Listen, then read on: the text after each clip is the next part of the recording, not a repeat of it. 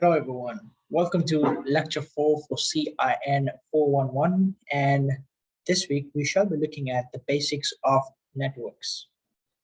Computer network or computer networking is one of the greatest breakthrough of our ages. Well before the internet took over our lives, engineers and scientists worked to connect computers to each other. The work they did establishes our current state of networking. If you're new to network cables, it's not a bad idea to review the history to understand how we got to where we are now.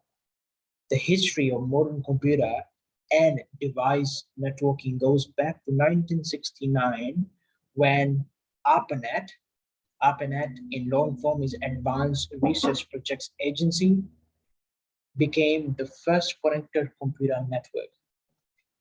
It implemented the TCP/IP protocol suite, which later became the Internet. Here's a task for you. Search on the World Wide Web on the history of networks and develop a good understanding of it.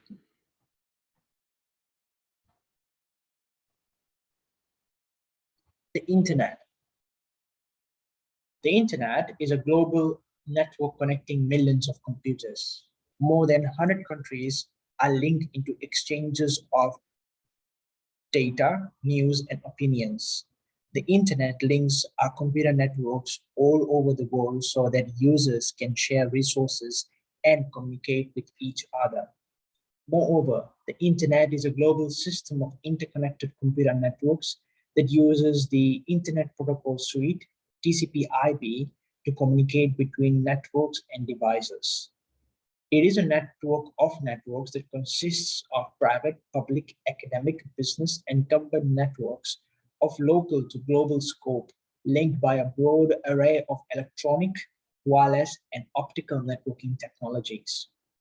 The Internet carries a vast range of information resources and services such as the interlinked hypertext documents and the applications of the World Wide Web, electronic email, or electronic mail rather, telephony, and file sharing. How the internet works. Because the internet is a global network of computers, each computer connected to the internet must have a unique address. These addresses are known as an IP addresses. Now you have some background on the evolution of the internet. Let's tackle the question at hand. How does the internet work? The internet is a worldwide computer network that transmits a variety of data and media across interconnected devices. It works by using a packet routing network that follows Internet Protocol, IP, and Transmission Control Protocol, TCP. TCP and IP work together to ensure the data transmission across the internet is consistent and reliable, no matter which device you're using or where you're using it. When data is transferred over the internet, it's delivered in messages and packets. Data sent over the internet is called a message, but before messages get sent, they are broken up into tinier parts called packets. These messages and packets travel from one source to the next using Internet Protocol and Transmission Control Protocol. IP is a system of rules that govern how information is sent from one computer to another over an internet connection. Using the numerical address, the IP address, the IP system receives further instruction on how the data should be transferred. The Transmission Control Protocol works with IP to ensure transfer of data is dependable and reliable. This helps to make sure that no packets are lost, packets are reassembled in proper sequence, and there is no delay negatively affecting the data quality. The uses of the internet. These include communication, sending and receiving of emails, downloading files, posting your opinion to a news group, chatting, surfing the web, business, shopping, entertainment. Some other uses of internet may include emails, research, downloading files, interactive games, education and self-improvement, friendship and dating, electronic newspapers and magazines, job hunting, etc. Networks are divided into three basic categories: LAN, MAN, and WAN. LAN are networks within the building. A LAN connects network devices over a relatively short distance. A network office building, school, or home usually contains a single LAN, though sometimes one building will contain few small LANs, perhaps one per room, and occasionally a LAN will span a group of nearby buildings. MAN, or metropolitan network, are networks between buildings. A metropolitan area network, or MAN, is a large computer network that usually spans a city or a large campus. A MAN often acts as a high-speed network to allow sharing of regional resources.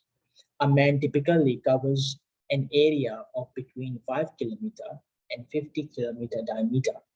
A MAN might be owned and operated by a single organization, but it usually will be used by many individuals in the organization.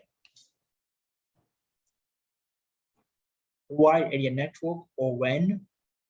The third type of network are networks that are countrywide or worldwide. WAN covers a large geographic area such as country, continent, or even whole of the world. A WAN is geographically dispersed collection of LANs. Most WANs, like the internet, are not owned by any one organization, but rather exist under collective or distributed ownership and management. Wired networking or physical cabling. Wired networking uses tangible physical media core cables.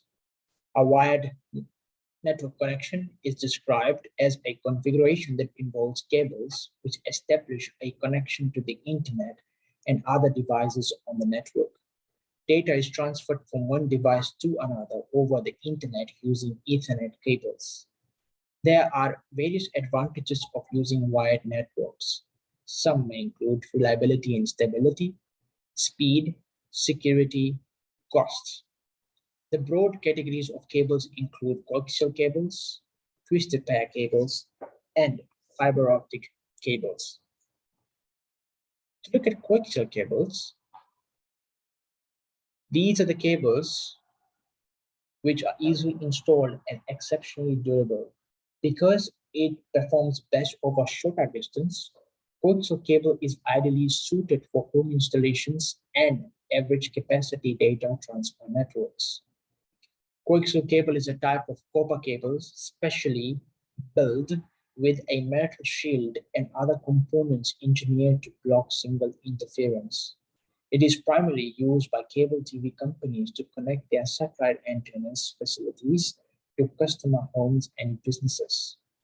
It is also sometimes used by telephone companies to connect central offices to telephone poles near customers. Advantages of coaxial cables include durability, and also it performs best over short distances.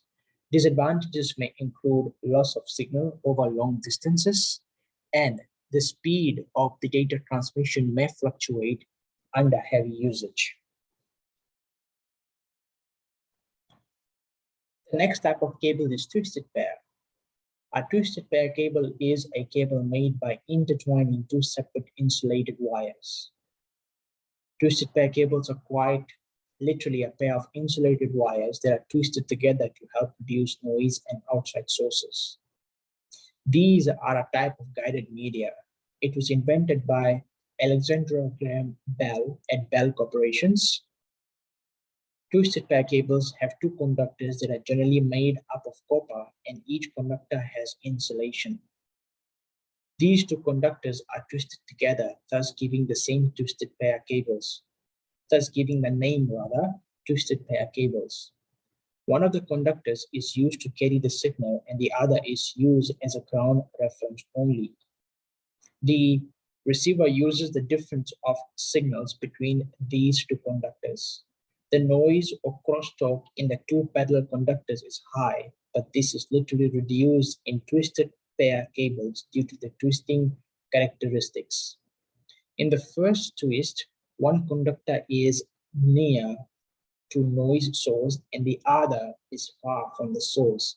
But in the next twist, the reverse happens and the resultant noise is very less, and hence the balance in signal quality is maintained and the receiver receives very less or no noise. The quality of signal in twisted pair cables greatly depends upon the number of twists per unit length of the cable. There are two types of twisted pair cables: shielded twisted pair and unshielded twisted pair cables. Some advantages of twisted pair cables include cost effectiveness. It is easy to ply up and easy to install. Moreover, performs best over short distances. Disadvantages include lower durability, that is, it must be maintained routinely. It is susceptible to EMI. In other words, it means that it is attractive to electronic magnetic interferences, and also there is higher attenuation. Fiber optic cables. Fiber optic cable differentiates from coaxial and twisted pair cabling in several ways. For starters, its core consists of optical fibers rather than copper. More impressively, data is transmitted by light rather than electrical or electronic signal. A fiber optic cable is a network cable that contains strands of glass fibers inside an insulated casing. They are designed for long distance, high performance data networking and telecommunications.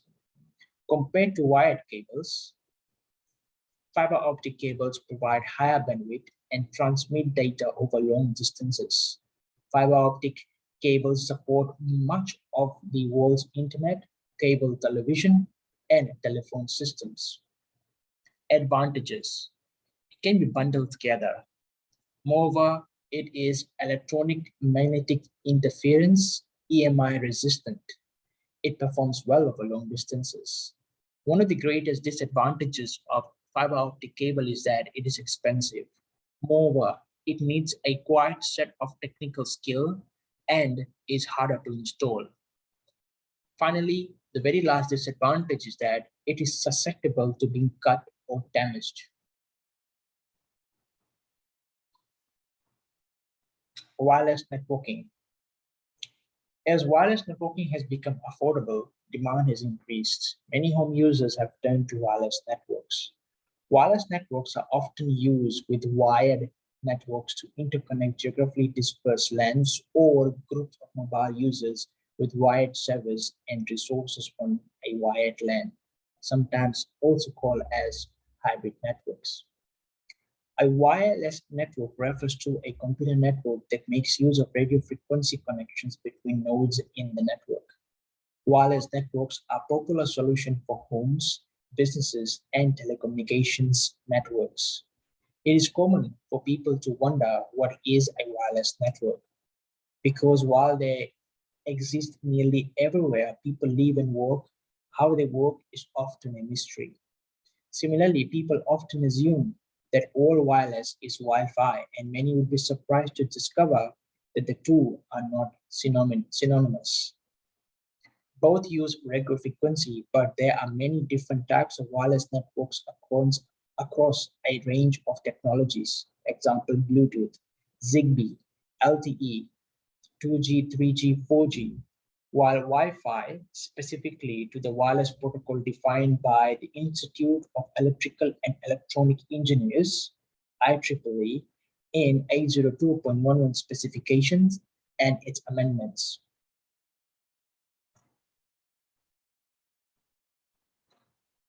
Wireless fidelity or Wi-Fi. Wi-Fi is a wireless network that utilizes one of IEEE's 802.11 wireless standards to achieve a wireless connection to a network. Wi-Fi is a name of a popular wireless networking technology that uses radio waves to provide wireless, high-speed internet and network connections. Wi-Fi is a freedom from wires. It allows you to connect to the internet from just about anywhere. Example, a coffee shop, a hotel room, or a conference room at work. What's more, it is almost 10 times faster than a regular dial-up connection. A Wi-Fi-based wireless network sends signals using radio waves. Example, cellular phones and radios also transmit over radio waves, but at a different frequency and modulation. A typical Wi-Fi network, in a typical Wi-Fi network, the access point will advertise the specific network that it offers connectivity to. This is called a SSID or Service Set Identifier, and it is what users see when they look at the list of available networks on their phone or laptops. The access point advertises this by way of transmissions called beacons. The beacon can be thought of as an announcement saying, "Hello, I have a network here. If it's the network you're looking for, you can join." Our client device receives the beacon transmitted by the access point and converts the radio frequency signals into digital data. Then the data is passed along to the device for interpretation. If the user wants to connect to the network, it can send messages to the access point trying to join, and when security is enabled, providing the proper credentials to prove they have the right to join. These processes are known as association and authentication. If either of these fail, the device will not successfully join the network and will be unable to further communicate with the access point. Assuming all goes well, we come to the part that is the end user's ultimate goal, passing data. Data from the client is converted from digital data into a radio wave frequency modulated signal and transmitted over the air. When received, this is demodulated, converted back to digital data, and then forwarded along its destination. Cellular data. Your smartphone has two ways of accessing the internet, either by using a Wi-Fi network or by using cellular data network offered by your carrier. Carrier may also mean in terms of ISP, Internet Service Provider. Wi-Fi uses radio frequencies to wirelessly transmit the internet to your devices. Cellular data uses the same network provided by the cell tower that allow you to make phone calls. Wi-Fi has a limited range, whereas cellular data is available as long as you are within your carrier's coverage. A very good example of cellular data is 3G, 4G, or even 5G. It is available for mobile phones, tablets, and even computers in some cases. Connects wirelessly through the cellular data provider. In this case, example, Vodafone, Inc., or Digicel. Can access internet anywhere. However, it is slower than DSL and cable connection. This completes our lecture 4 for the week. Thank you, everyone. Thank you for listening.